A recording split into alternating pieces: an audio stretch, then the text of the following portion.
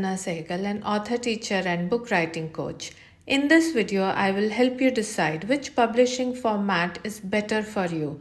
While working on my first book and searching for a publisher, I found myself overwhelmed. There was so much information around me. Everyone was sharing their experiences and insights.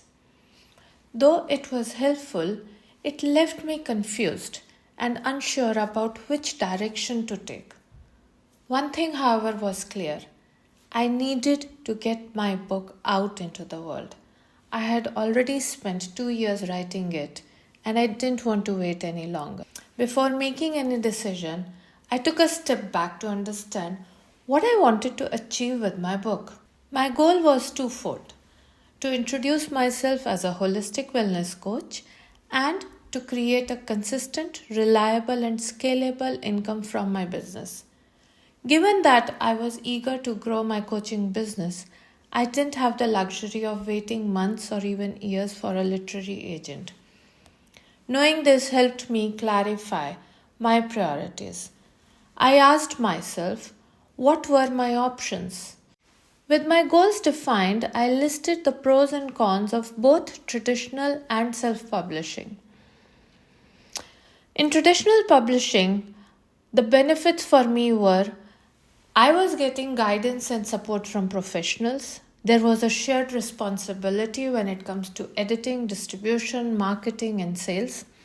And there was a sense of validation and credibility.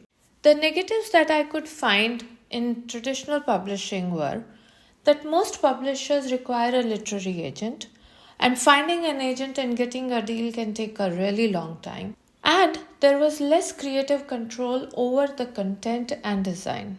The benefits for self-publishing were that I had a full creative and business control.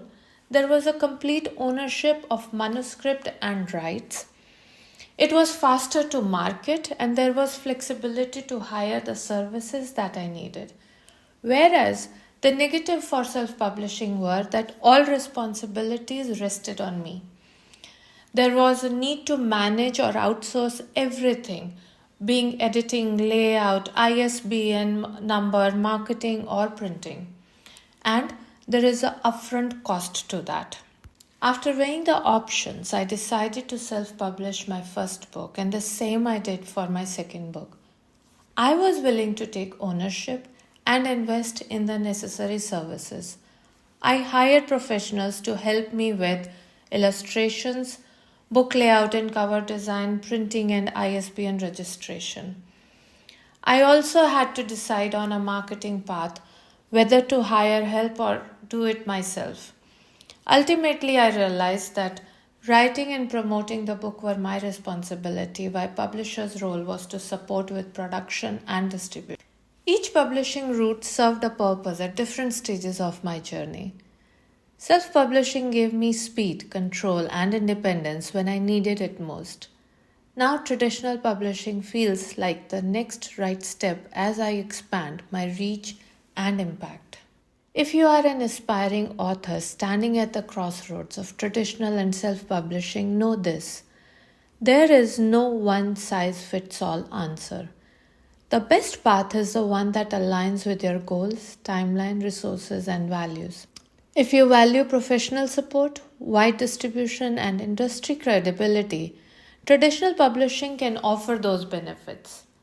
But it often requires patience, persistence, and willingness to relinquish some creative control.